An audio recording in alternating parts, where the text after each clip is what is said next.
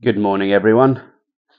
Okay, something that I've talked about quite a lot and I get constantly asked about at Procubate is the difference between sales and marketing. A lot of people seem to think that sales and marketing are one and the same thing.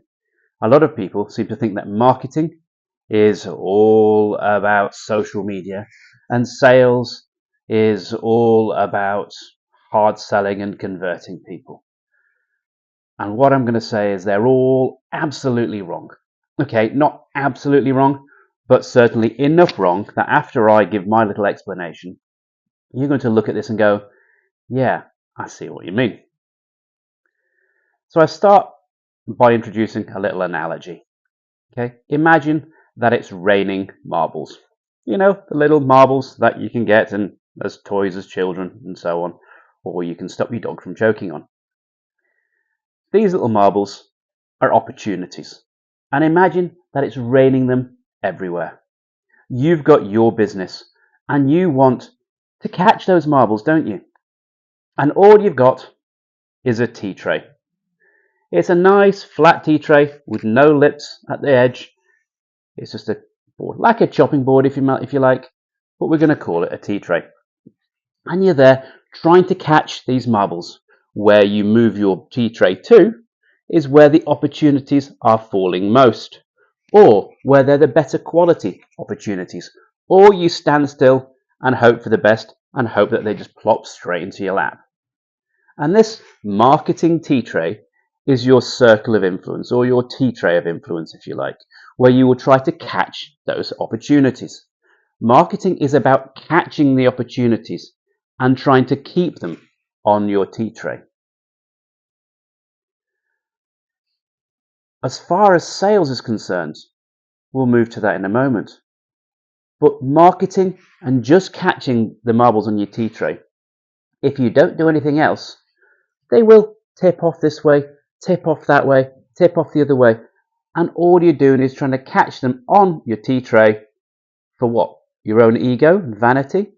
There's got to be a purpose to them being in that circle of influence, building up that little micro community, that tribe.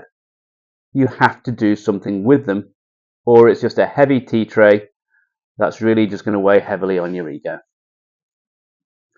If you imagine you've got holes in the tea tray, call these sales funnels if you like, but these holes are there in order to actually convert somebody from being a prospect on your tea tray to bloop, them becoming a customer. The minute they become a customer, ching ching, that's that bell ringing that you're actually making money from what you're doing. And it's more than just ego, it's then about a business. Sales is all about making sure that people can access those holes.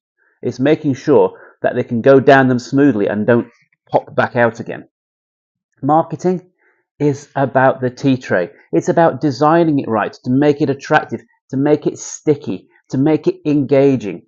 And then on that, you make sure you've got the appropriate marketing material to encourage people to leap down those holes and go, yes, I want one of those, because we make our products so compelling that they practically sell themselves. Those marbles want to leap down those holes. They're desperate because they're going, I love what you do. I can see what you do because I'm on your tea tray and I'm being influenced by everything that you've got. Marketing is about the influence to encourage people to, off their own accord, to leap down those holes in the tea tray.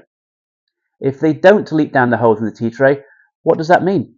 That means either they're the wrong fit for that product, in which case you're wasting space with an opportunity that's not the right kind of opportunity, or you haven't made it clear why you want them to actually to leap down those holes, and more importantly, why they want to leap down those holes. So marketing is about the tea tray and the design of the tea tray and encouraging people to want to convert themselves down those sales holes. If you've got to push them down, what are they going to do? They're going to push back. And if you do get them down the hole, they're going to go, buyer's remorse, I was forced into it. Or if you attract them down the tea tray holes by the prospect of some benefit that they don't actually get. Something that's a big shiny object, SOS, shiny object syndrome. You don't want them to go down those holes and then kind of complain and kind of go, I was missold. This is not what I signed up for. This is not what, yeah. People don't hang around. They will then go, I'm not getting what I thought I was going to get. But if they do get that, then they will be very happy marbles, very happy customers.